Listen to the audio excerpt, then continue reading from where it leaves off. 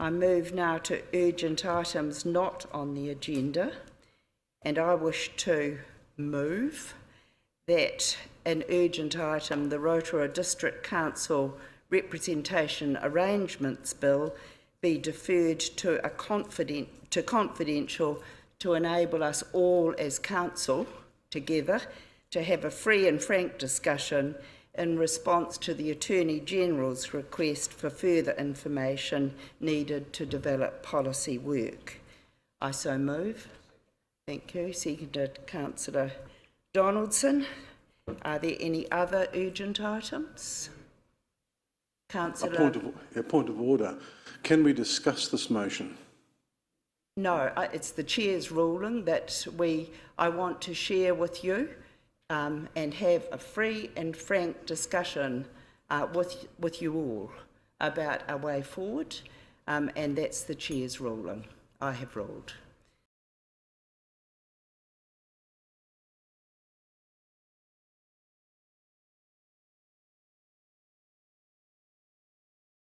We move now to the confirmation of minutes. The Council minutes on the 28th of April, page 6 in your report. Do I have a mover and a seconder that the minutes of the Council meeting held on the 28th of April 2022 be confirmed as a true and correct record? Moved Councillor Rokawa-Tate, seconded Councillor Yates. Are there any correctness of the minutes to be recorded and noted? Councillor Kaifong. Thank you, Madam Chair. Just under the local bill representation, it said that it was to prevent disclosure or use of official information for improper gain or improper advantage, but at the time of the meeting, the reference given was for a free and frank discussion, so that really should be the reason recorded. That's the reason we went into confidential for that discussion. I'll just seek clarification for that because this was from the recording. Yes. Under the through you, Madam Chair, using the Lagoima reasons for going into confidential, yes, the words free and frank conversation were used. That is not a technical reason for that. The underlying intent of having that discussion is therefore covered by the reason provided in the agenda and hence is recorded in that way. Thank you. Are there any other corrections of the minutes? Councillor Tapsell? I suppose the point of that, which now that Councillor Kaifong has raised it, I do agree with, was that that reason wasn't given at the time.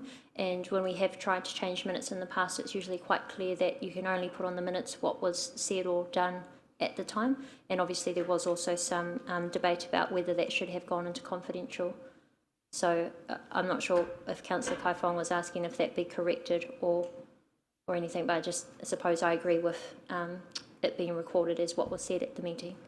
I think we accept the explanation given by Mrs Hopkins that that is what is required, and therefore we abide by what is required. Councillor Yates? I was just wondering, I accept that we go by what is required, but I wonder whether or not, in supporting also what Councillor Kaifong has mentioned, because it was discussed in a public meeting, whether or not those words would be able to be used. Through you, Madam Chair. So it isn't our process to record verbatim the conversation that happens.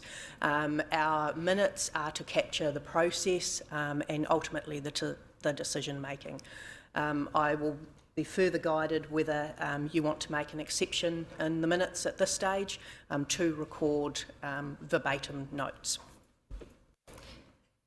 Councillor Rokawa-Tate?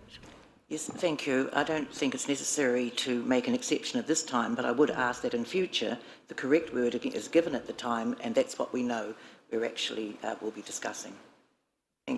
Thank you. And that is how I will rule. And I think it is taking forward. It's very challenging when you use verbatim comments. I'll accept your advice, Mrs. So I'm going to put the motion. All those in favour, please say aye. Contrary? Carried. And we note.